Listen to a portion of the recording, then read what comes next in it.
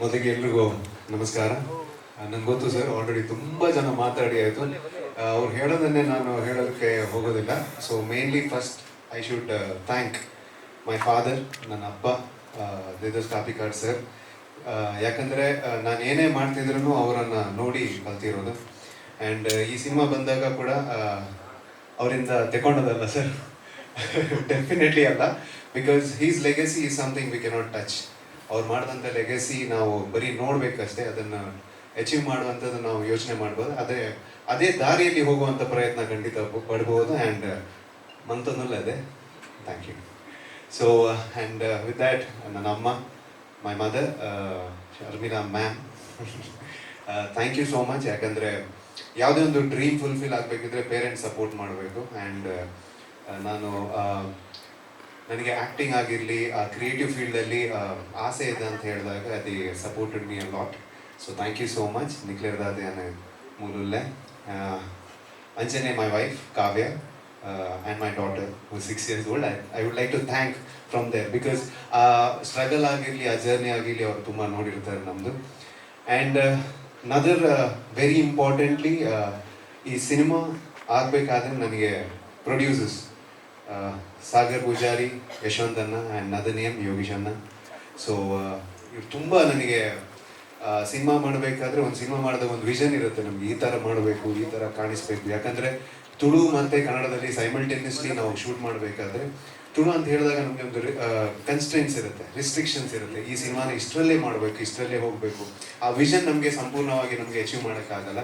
ಆದರೆ ಕನ್ನಡ ಅಂತ ಬಂದಾಗ ನನ್ನ ವಿಷನನ್ನು ಎಕ್ಸ್ಪಾಂಡ್ ಮಾಡೋಕ್ಕೆ ಕಂಪ್ಲೀಟ್ ಸಾಥ್ ಕೊಟ್ಟಿದ್ದವರೇ. So thank you so much once again. And ಇದೆಲ್ಲ ಆದಮೇಲೆ my extended family, Shilpa ma'am, Ganesh sir. ನಿಜವಾಗ್ಲೂ ನಾನು ಮ್ಯಾಮ್ಗೆ ಕೇಳಿ, ನಾನು ಅವ್ರ ಮನೆಗೆ ಹೋಗಿದ್ದು ಮೊನ್ನೆ ಒಂದು 2 ಗಂಟೆಗೆ. ಸಚಿನ್ ಹತ್ರ ಹೇಳಿದರೆ ನಾವೊಂದು 1 ಗಂಟೆ ಸರ್ ಬ್ಯುಸಿ ಇರ್ತಾರೆ ಅಂತ. We sat till 9 o'clock. ಯಾಕಂದರೆ ಆ ಮನೆಗೆ ಹೋದರೆ ಹೊರಗೆ ಬರೋಕ್ಕೆ ಮನಸ್ಸೇ ಆಗಲ್ಲ. So such a aura, we all know Ganesh sir's aura ಏನು. And with that Shilpa ma'am's aura is a family Arrah.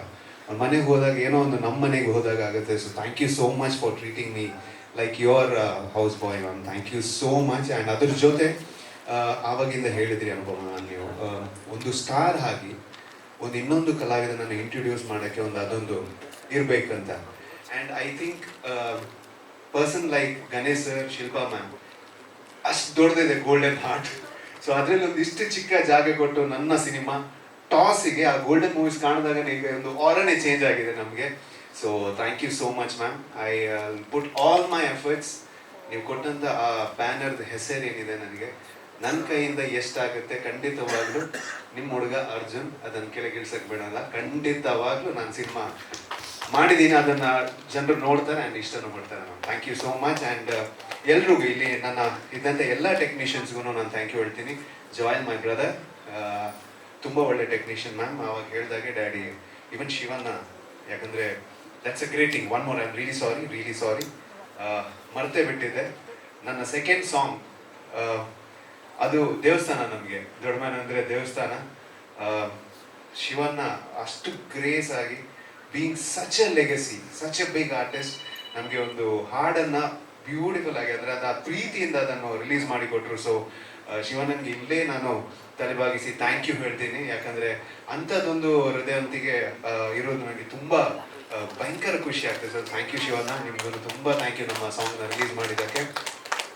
And Dikshit also for creating such a ಡ್ಯಾನ್ಸೇ ಬರೋದಿಲ್ಲ, ಕಾಲು ಹೋದರೆ ಕೈ ಬರೋದಿಲ್ಲ ಕೆಲವೊಂದು ಸರಿ, ಆದರೆ ಮಾಡಿಸಿದ್ದಾರೆ. Thank you so much. And my beautiful heroine, ಹೇಗೆ ಇದ್ದೀರಿ? Really I am proud of you Sutej, really proud of you. ಯಾಕಂದರೆ ಕೆಲವೊಂದು ಸರಿ ನಮಗೆ ಭಾಷೆ ಅಷ್ಟು ಕರೆಕ್ಟಾಗಿ ಬರದಿದ್ದ ಕಾರಣ, but she's a Kannadiga only, she's a ಕರ್ನಾಟಕದಲ್ಲಿ ಹುಟ್ಟಿದಂಥ ಹುಡುಗಿ. ಆದರೆ US ಅಲ್ಲಿ ಇದ್ದ ಕಾರಣ ಅವ್ರಿಗೆ ಒಂದು ಸ್ವಲ್ಪ ಭಾಷೆ ಬರುತ್ತೆ. But you tried your level best. So you really proud of you Sutej, really proud of you. And ತುಂಬ ಚೆನ್ನಾಗಿ ಅಭಿನಯ ಕೂಡ ಮಾಡಿದ್ದಾರೆ.